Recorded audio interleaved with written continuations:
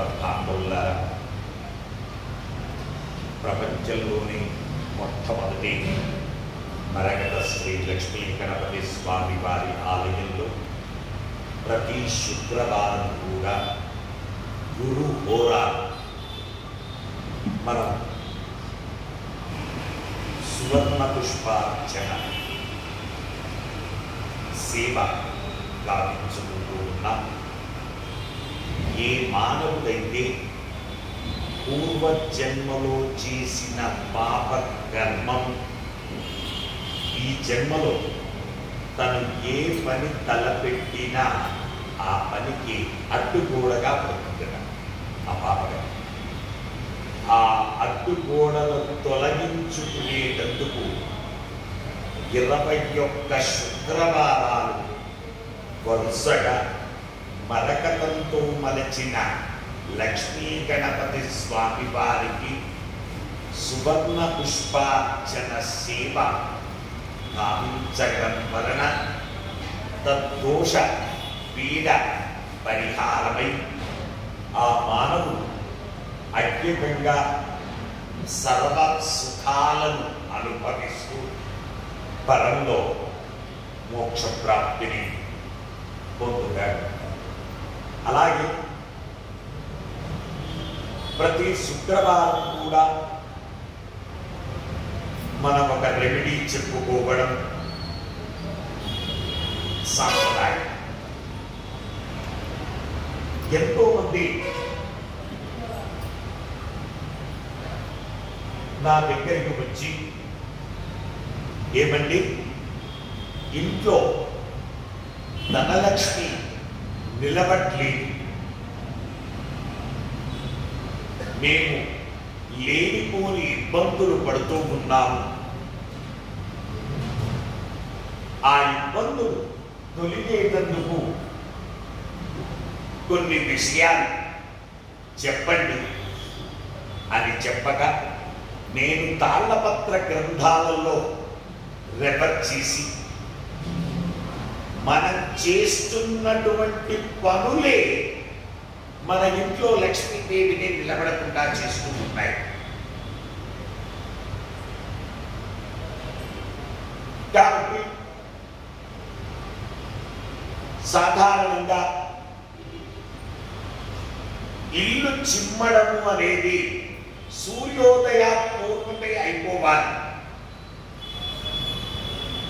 సూర్యోదయం తర్వాత ఇల్లు చిమ్మితే ధనలక్ష్మిని చిమ్మి బయటపడేసినట్టే. ఎట్టి పరిస్థితుల్లో సూర్యోదయంలోపు ఇంటిని శుభ్రపరచుకోవడం, అలాగే ఏవైనా మనం కొత్త పనులు ప్రారంభిస్తుంటే శుక్లపక్షంలో ప్రారంభించాలి. అమావాస్య నుంచి పౌర్ణమి లోపే ప్రారంభించాలి. శుక్లపక్షం అంటారు. అమావాస్య నుంచి పౌర్ణమి వరకు ఉన్నటువంటి సమయాన్ని శుక్లపక్షం అంటారు. కాబట్టి శుక్లపక్షంలోనే ప్రారంభించాలి. అలాగే కొందరు చక్కగా డే టైంలో గాజులు, మట్టెలు, పోగులు ఇలాంటివన్నీ కూడా అలంకరించుకొని రాత్రి సమయంలో తీసేస్తూ ఉంటారు. అలా తీస్తే దరిద్రం వస్తుంది. ఎట్టి పరిస్థితుల్లో కమ్మలు, గాజులు రాత్రి పూట తీసి వేయకూడదు. అలా తీస్తే ఆ ఇంట్లో దరిద్రం తాండవిస్తుంది. అలాగే ఎవరైనా బాధాకరమైన సమయాలలో పలకరించడానికి వచ్చినటువంటి వ్యక్తులను మన ఇంటికి ఆహ్వానించకూడదు. ఏమిటి మా ఇక్కడే దగ్గరే రండి, కాసేపు కూర్చొని వెళ్దు కానీ అని చెప్పేసి ఎట్టి పరిస్థితుల్లో కూడా పిలువకూడదు. పిలిస్తే వారి వెంట దరిద్ర దేవత వస్తుంది. అలాగే స్త్రీలు ఒకరు ధరించినటువంటి పుష్పాలను మరొకరు పెట్టుకోకూడదు. పెట్టుకుంటే దరిద్ర దేవత వారి నుంచి వీరికి స్థిరత్వంగా వస్తుంది. అయితే మరొక విషయం, సుహాసిని స్త్రీలు నలుపు వస్త్రాలను ధరించకూడదు.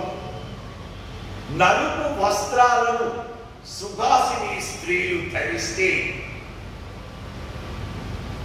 జ్యేష్ఠాదేవి ఇంటికి వస్తుంది. అలాగే ఇడిచిన వస్త్రాలను బెట్టు మీద పడేస్తుంటారు. ఇడిచిన వస్త్రాలను బెడ్ల మీద, ద్వారాల మీద, సోఫాల మీద, చీరల మీద వెయ్యకూడదు. మగవాళ్ళు కూడా బయటికి వెళ్ళి ఇంటికి రాగానే ఆ పాయింట్ విప్పి అది ఎక్కడ తగిలించాలో అర్థం కాక దాన్ని డోరుకు హ్యాంగింగ్ చేస్తారు.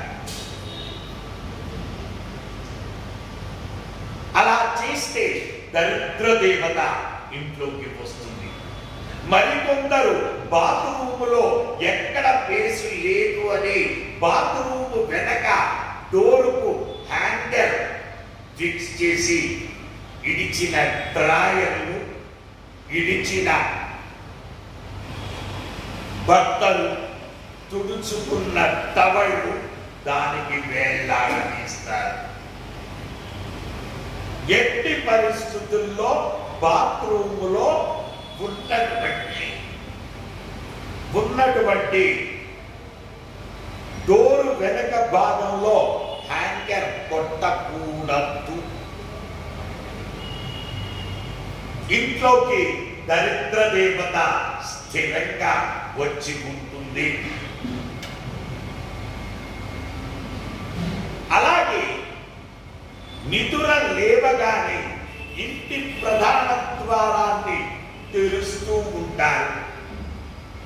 ఎట్టి పరిస్థితుల్లో నిద్ర నుంచి లేవగానే ఇంటి వెనక ద్వారాన్ని తెరవాలి తప్ప ప్రధాన ద్వారాన్ని తెరవకూడదు. ఇలా మనం చేస్తున్నటువంటి పొరపాట్ల వల్లనే ఇంట్లో దరిద్ర దేవత స్థిరంగా ఉంటుంది. కాబట్టి భగవద్బాంధవులారా, ఇలాంటి విషయాలు చేయకుండా ఉండండి. తద్వారా ఇంట్లో స్థిర లక్ష్మీ కటాక్షం కలుగుతుంది. వచ్చే వారం మరొక రెమెడీతో మనం కలుసుకుందాం. శుభమస్తు.